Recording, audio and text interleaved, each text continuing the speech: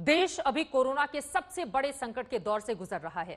पूरा का पूरा सिस्टम इस मुसीबत से जूझ रहा है और इसी संकट काल में बेबस हो गए हैं 10वीं 12वीं के करीब 30 लाख छात्र, जिन्होंने अपनी परीक्षाओं के लिए जमकर मेहनत की, दिन रात तैयारियां की, लेकिन कोरोना की वजह से कुछ पेपर्स के एग्जाम नहीं हो पाए। इस पर अभी तक सस्पेंस भी बना हुआ है। अब वो सभी छात्र चिंता में हैं कि क्या होगा, वो क्या करें, क्या नहीं करें। छात्र उलझन में है तो अभिभावक भी यानी कि उनके माता पिता परेशान हैं। छात्रों के हितों को लेकर इन तमाम मुद्दों पर हमसे बातचीत करने के लिए खुद मौजूद हैं मानव संसाधन विकास मंत्री रमेश पोखरियाल निशंक। उनके हर सवाल का यानी कि छात्रों से जुड़े हुए हर सवाल का जवाब साहब से हम जानेंगे, लेकिन उसके पहले अपने दर्शकों को यह महत्वपूर्ण रिपोर्ट दिखाते हैं।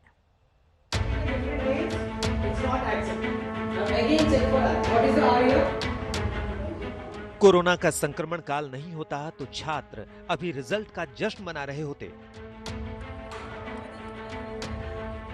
कोई आगे की पढ़ाई की रणनीति बनाता तो कोई अपने भविष्य को संवारने में शिद्दत से जुट चुका होता।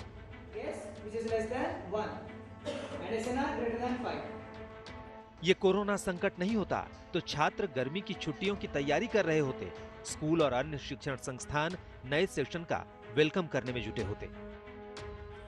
मई महीने की शुरुआत हो चुकी है। पिछले साल 2 मई को 12वीं के रिजल्ट आए थे और उसके 4 दिन बाद यानी 6 मई 2019 को 10वीं के रिजल्ट भी आ गए थे। लेकिन इस साल कोरोना ने सब कुछ रोक दिया है।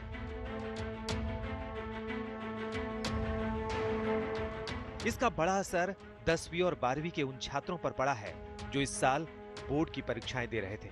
अब सब असमंजस में हैं।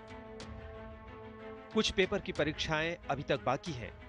देश भर के स्कूल बंद हैं। छात्र परीक्षाओं को लेकर असमंजस में हैं। अभिभावक भी दुविधा में हैं। टीचर भी हालात सुधरने का इंतजार कर रहे हैं। छात्रों का भविष्य अधर में है। महामारी की वजह से देश में 25 मार्च से ही लॉकडाउन लग गया और अब लॉकडाउन 3 भी 17 मई तक घोषित हो चुका है। ऐसे में सवाल है कि लॉकडाउन के बाद 10वीं 12वीं के छात्रों का क्या होगा, बाकी बची परीक्षाओं का क्या होगा, और सवाल यह भी कि बच्चे अपनी आगे की पढ़ाई क्या और कैसे करें। परीक्षाओं को लेकर तो खुद सीबीएसई भी असमंजस की स्थिति में है। सीबीएसई भी साफ कर चुका है कि इस संकट काल में 10वीं बोर्ड की बची परीक्षाएं कराना मुमकिन नहीं है। 1 अप्रैल को अपनी एक एडवाइजरी जारी की है। उसमें हमने बहुत क्लियर कहा है कि 10th का कोई भी एग्जाम अब हम नहीं कंडक्ट करेंगे। जो भी एग्जाम्स 10th के हो गए हैं उनके बेस पे हम रिजल्ट दे देंगे। 12th सब्जेक्ट के एग्जाम्स क्लास 12th के हम उनका री एग्जाम करेंगे एंड वी आर वेटिंग कि जैसे लॉकडाउन उठेगा हम परीक्षा कर सकेंगे। छात्रों के हितों को देखते हुए अभी 28 अप्रैल को ही मानव संसाधन विकास मंत्री रमेश पोखरियाल निशंक ने तमाम राज्यों के शिक्षा मंत्रियों से बात की। इसमें कई अहम सुझाव मिले जिन पर सरकार विचार कर रही है।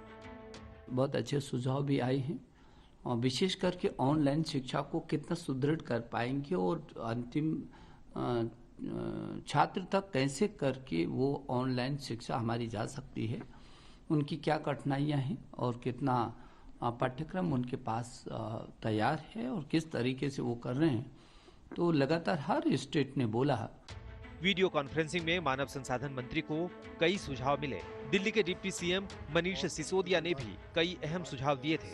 उन्होंने कहा था कि 10वीं और 12वीं के छात्रों को इंटरनल परीक्षा के नंबरों के आधार पर बिना परीक्षा लिए ही पास कर देना चाहिए। सीबीएसई की परीक्षा को रद्द करें और जैसा हमने 9वीं और 11वीं में किया है कि बच्चों के असेसमेंट के आधार पर, उनके छमाही एग्जाम के आधार पर और बाकी असेसमेंट्स के आधार पर उनके मार्क्स दिए हैं फाइनल एग्जाम में, तो वैसे ही 10वीं और 12वीं की जो बोर्ड की परीक्षा के पेपर्स रह गए हैं, 29 मेन सब्जेक्ट्स के रहे हैं और कुल 83 सब्जेक्ट्स के पेपर रहे हैं, उन सब में भी बच्चों को उसके आधार पर पास किया जाए। तो ये तो मैंने उनको एक सुझाव दिया। साथ ही दिल्ली के शिक्षा मंत्री ने कई मांगे भी रख दी। उन्होंने कहा कि इस साल के सीबीएसई और एनसीईआरटी सिलेबस में 30% की कटौती की जाए। अगले साल के CBSE board exam, IIT JEE और नीट यूनिवर्सिटी भी उसी हिसाब से हो। जानकारी के मुताबिक 83 पेपर की परीक्षाएं नहीं हो पाई थी, लेकिन अब तैयारी है कि जो मुख्य रूप से 29 पेपर थे उन्हीं की परीक्षाएं ली जाएं। हालांकि इस पर औपचारिक फैसला अभी बाकी है। मंजीत नेगी के साथ आज तक ब्यूरो।